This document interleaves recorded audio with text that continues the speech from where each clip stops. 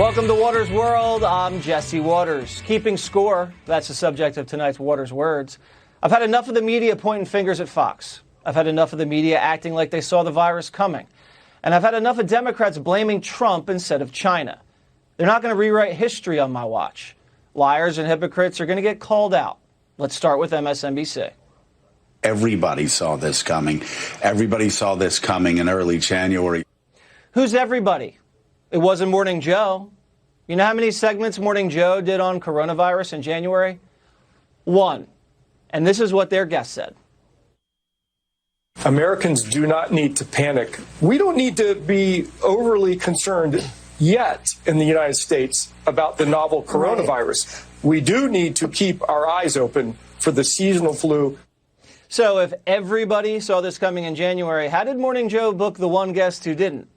Impossible, right? Now, here's what I said in January on The Five. We covered the virus 3 days straight.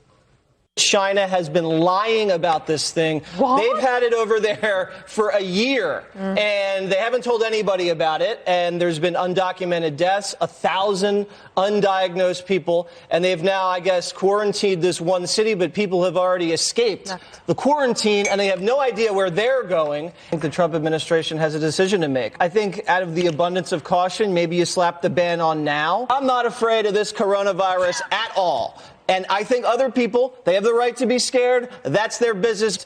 If they don't have a hold on this thing, you slap the travel ban on China both ways. That's right. I called for a full travel ban against China in January, and I called out China for lying about the virus. What was the media saying about Trump's ban? Politico said the travel ban could backfire. Coronavirus quarantine travel ban could backfire, experts fear. In New York Times, they said it was still safe to travel to China. Unbelievable.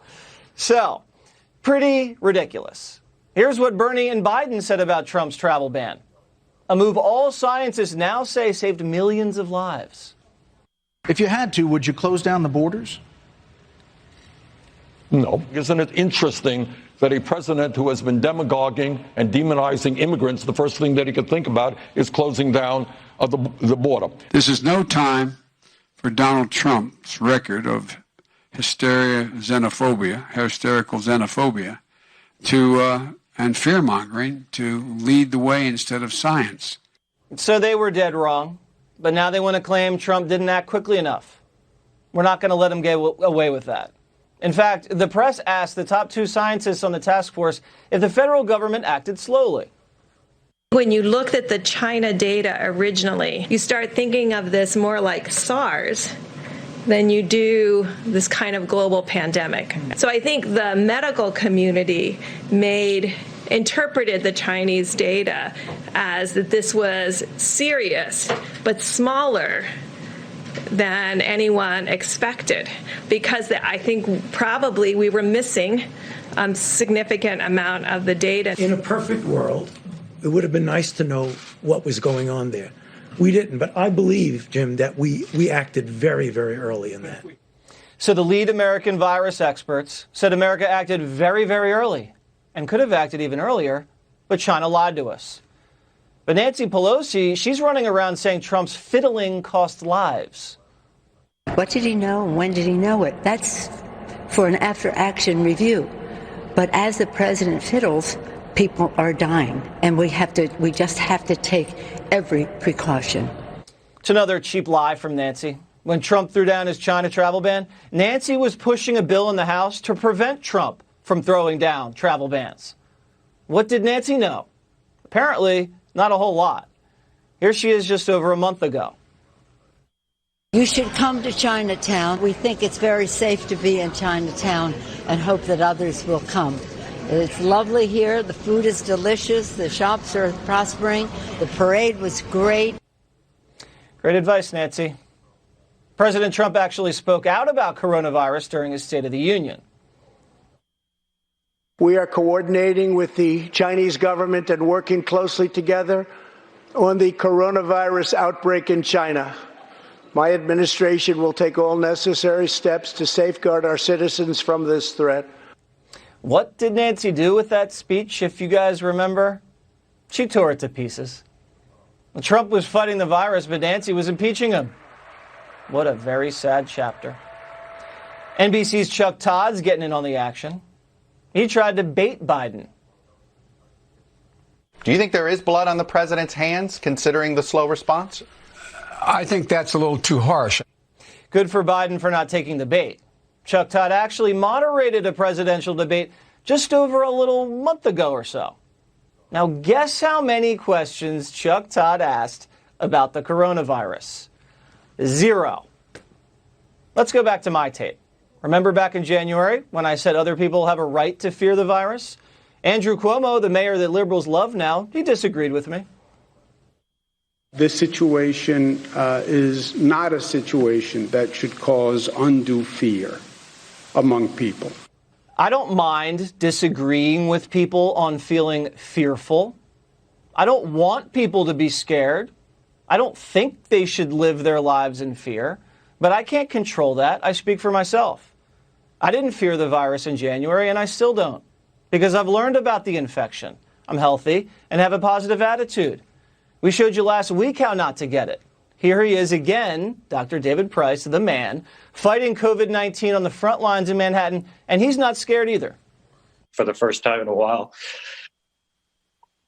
I'm actually not scared. Become a hand Nazi. Everything you know about your hands, just keep them clean, and you will not get this disease. The second thing is you have to start psychologically working on the connection between your hands and your face. So someone at a party has this and you shake their hand, right? And then you touch your face. It's that simple. That is how you get this disease. Those two things combined is incredibly powerful and will prevent the transmission of the disease into your family in 99% of cases. To know your hands are clean and to not touch your face, period. It's worth repeating pretty much every show. Keep your hands clean, don't touch your face, and keep your distance. If you do that, and remember what FDR said, you should be okay. That the only thing we have to fear is fear itself.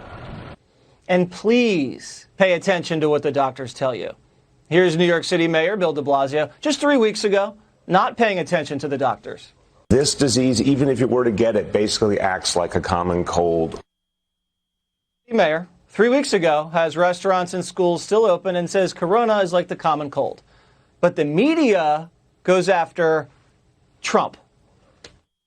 The Trump administration's war on science has left us vulnerable. Donald Trump is not a doctor. I'm not sure he believes in science. I have a problem with someone who's allowing people to die because he doesn't want to look at science. Please. Trump actually listened to his scientists and extended the shutdown 30 days to kill the spike. But the media is still on the attack. You've said repeatedly that you think that some of the equipment that governors are requesting, they don't actually need. You said New York might not need 30,000. You said it on Sean Hannity's Fox News. You said why don't you people act? Let me ask you. You said why don't you act in a little more positive? It's always trying to get you. And you know what? That's why nobody trusts the media anymore. My question to you is, how is that going to impact? Excuse me, you didn't hear me. That's why you used to work for the Times and now you work for somebody else. Media seized on you people and said it was racist. I mean, every day it's like another thing with these people. Here's a headline. Look, Trump snaps at black reporters calling them you people during Rose Garden press conference. Then this guy, Roland Martin, tweeted that Trump can't stand being held accountable by black women. I mean, it's just crazy. But Trump didn't mean blacks were you people. He says it all the time, and it has nothing to do with race. He's talking about reporters. We closed very early with China, and I took a lot of heat, including from you people. I didn't have any symptoms and I got a test, but I got a test because you people were driving everybody crazy. Of course, look at my legal costs. You people, everybody is suing me. So we're going to keep calling out cherry-picking snakes, liars, and backstabbing hypocrites on this show. The rest of the country is uniting against a common threat. Let's turn our weapons against the real enemy, the virus, not each other.